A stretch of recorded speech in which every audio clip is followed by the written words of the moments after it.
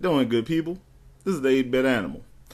Okay, so today's game is from 1989. Well, it was published in 1989 for the US market, but it started life back in 1983 on the MSX computer and several other computer systems.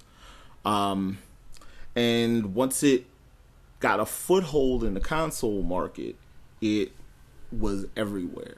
This is the first game in that franchise, or one of the first games in that franchise that was published in the US, and it to date has seen almost 75 titles in its franchise published worldwide since its debut. It's from Hudson Soft, and it arguably during the 16-bit console era was probably one of the biggest party games released for the SNES. Today's game is Bomberman. Now, Bomberman, you play as the main character. You play as Bomberman, and essentially you're attempting to escape a factory, according to the really loose story that's out there for this game. You're attempting to escape a factory because if you do, there's a legend floating around amongst the robots in the factory that if you escape this factory and make it to the surface, you'll become human. So this character decides he wants to become human, and he ventures out because he's tired of building bombs. But he'll have to continue to use bombs in order to escape this factory and the series of mazes that are put before you. Basically, the level-to-level objective in Bomberman is to defeat all the enemies and find a door before time expires, because once time expires, you are stuck.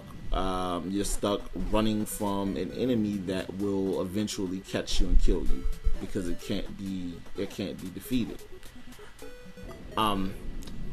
Soundtrack wise, Bomberman is a really sparse game as far as soundtrack is concerned, and as far as the characters are concerned, it's really sparse in that regard as well. They have your little enemy characters that run around the maze, and you have Bomberman himself. But as far as, the characters don't do a lot, but they have a lot of personality. And that was built upon as the series progressed. With each game in the series, as it continued along, the characters got more and more charismatic, more and more animated, and Bomberman became one of those titles that kind of stuck out with a lot of gamers.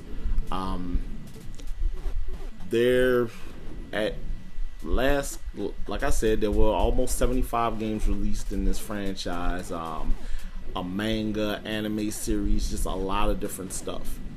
And one of the cool things about Bomberman as a character is that he transcends generation. Young and old gamers alike can pick up a controller and play a Bomberman game and really get into and enjoy those game mechanics even now with this first game in the series. As far as finding a copy floating out in the wild, it depends on what you're looking for. I mean, a copy of Bomberman may run you a pretty penny. Because while it's a well-known franchise, it's not this first title. There's not a lot of copies in the wild. And there are even fewer copies of its sequel on the NES out in the wild, because it came out probably towards the end of the NES cycle.